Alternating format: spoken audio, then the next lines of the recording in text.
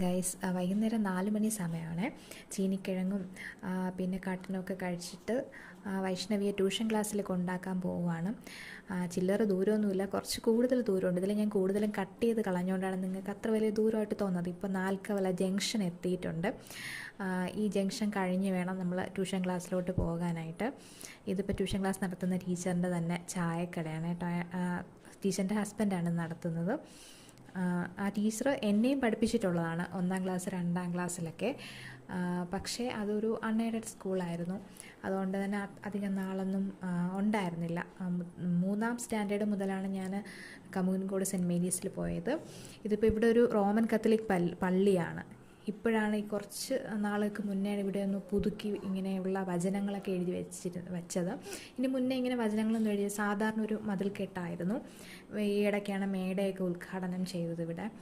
ഇപ്പോൾ കുറച്ചുകൂടെയൊക്കെ നേരത്തേനെ അപേക്ഷിച്ച് വിപുലീകരിച്ചിട്ടുണ്ട്. ഇവിടെ വരുമ്പോൾ പഴയ ആ നൊസ്റ്റാൾജിയ ഈ പള്ളിയുടെ ആ ഒരു പരിസരത്തൊക്കെ കൊണ്ടിരുത്തി നമ്മളെ പഠിപ്പിച്ചിട്ടുണ്ട്. അപ്പോൾ പുറത്തേക്കൊക്കെ വന്നിരുന്ന പഠിക്കുന്ന സമയത്ത് നമുക്ക് ഭയങ്കര കുഞ്ഞിലേക്ക് ഭയങ്കര ഒരു സന്തോഷമായിരുന്നു. വെളിയിലൊക്കെ വന്നിരുന്ന് നമ്മൾ പഠിക്കുന്ന ആ ഒരു അത് ഈ ഒരു കെട്ടിടത്തിൻ്റെ അകത്തായിരുന്നു ആ ഒരു ക്ലാസ്സൊക്കെ അറേഞ്ച് ചെയ്തിരുന്നത്.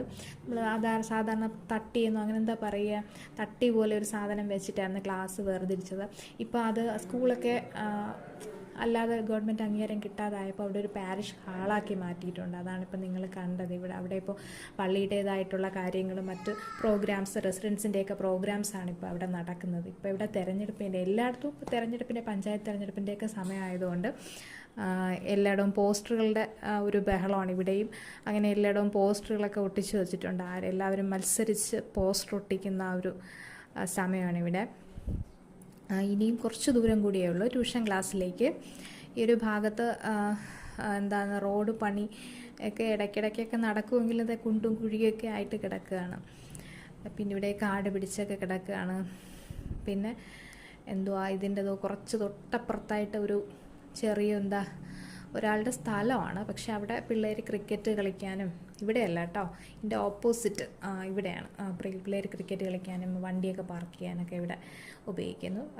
തൊട്ടടുത്ത് തന്നെ ആണ് ട്യൂഷൻ ക്ലാസ്. ഈ കറുത്ത ഗേറ്റ് ഇതിൻ്റെ തുറന്നകത്തോട്ട് പോകുമ്പോഴാണ് ട്യൂഷൻ ക്ലാസ് ഉള്ളത്.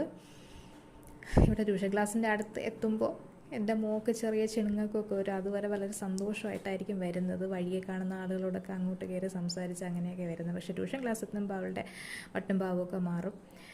എല്ലാ പിള്ളേരൊക്കെ വന്നിട്ടുണ്ട് മിക്കവാറും. ഏറ്റവും ലേറ്റായിട്ടായിരിക്കും എൻ്റെ മോള് പോകുന്നത്. അപ്പോൾ ഓക്കെ, ടാറ്റ, ബൈ.